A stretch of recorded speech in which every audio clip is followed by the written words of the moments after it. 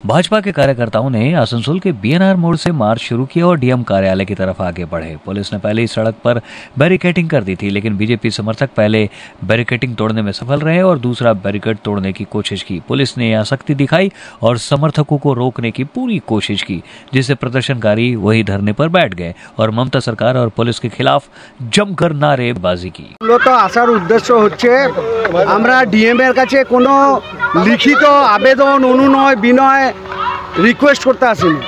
আমরা ডিএম এর কাছে এসেছি খোলা আম একটাই দাবি নিয়ে, সেটা হচ্ছে দফা 1 দাবি 1 মুখ্যমন্ত্রীর পদত্যাগ।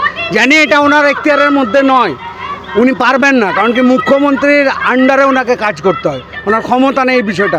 কিন্তু এই এলাকার আসানসোল সহ পুরো পশ্চিমবাংলার মানুষ আমাদের সাথে স্বর মিলিয়েছে এবং একই আওয়াজ তুলেছে। সেই বার্তাটা ওই চেয়ার অবধি যাতে পৌঁছায়, সেই বিষয়টা তুলে ধরার জন্য আমরা ডিএমের কাছে এসেছি, যাতে আবারও আসানসোলের মধ্যে গুলি চললে, ডিএমের অফিসের সামনে গুলি চললে, গুলি যারা চালাচ্ছে তারা আরামসে বেরিয়ে না যায়। আসানসোলের বুকেও একই রকম 11 বছর ধরে প্রচুর ধর্ষণ হয়েছে, সেই ধর্ষণের একটা ধর্ষক ধরা পড়েনি। পুলিশ নিষ্ক্রিয়। পুলিশ কী করছে? পুলিশ প্রশাসন একদম দলদাস হিসাবে দাসত্ব করে যাচ্ছে। আমরা ডিএমকে বলতে চাইছি, আপনারা যেভাবে ধর্ষকের পাশে দাঁড়িয়েছেন একই রকমভাবে এবার একটু দয়া মায়া নিয়ে একটু নির্যাতিতার বাড়ির পাশেও দাঁড়ান, মানবিকতার খাতিরে নির্যাতিতার পরিবারের দিকেও দাঁড়ান।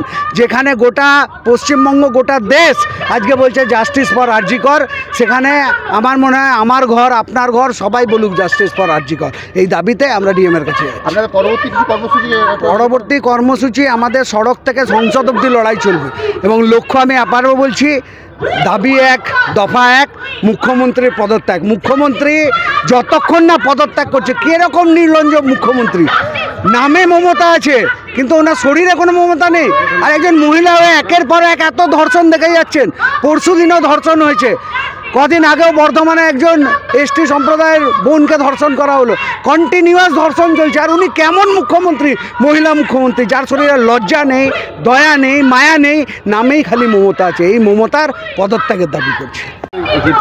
আজকে গোটা পশ্চিমবঙ্গব্যাপী সমস্ত জেলা সদরে ডিএম অফিসের সামনে আমরা আরজি করের এই যে চলছে এটার বিরুদ্ধে আমরা আন্দোলন করছি এবং যেভাবে রাষ্ট্রযন্ত্র লাগিয়ে যে ধামাচাপা দেওয়ার চেষ্টা করেছে 5 দিনে, সিবিআইও হিমশিম খাচ্ছে। কিন্তু আমরা আশাবাদী সিবিআই এটা খুব শীঘ্রই এই ব্যাপারটাকে বের করবে, আসল আসামিরা বেরিয়ে আসবে। আমরা বুঝতে পারছি না সরকারের এত কি বাধ্যবাধকতা আছে এদেরকে আটকাবার, এদেরকে এই যে অপরাধী তাদেরকে ঢাকা দেওয়ার কেন এমনি করছে? একটা মহিলা আইপিএস সে থেকে শুরু করে সমস্ত সিস্টেম লেগে গেছে এটাকে ঢাকা দেওয়ার জন্য। এটার বিরুদ্ধে সমস্ত ডিএম অফিসে আজকে আমরা অবস্থান পদচারণা করছি।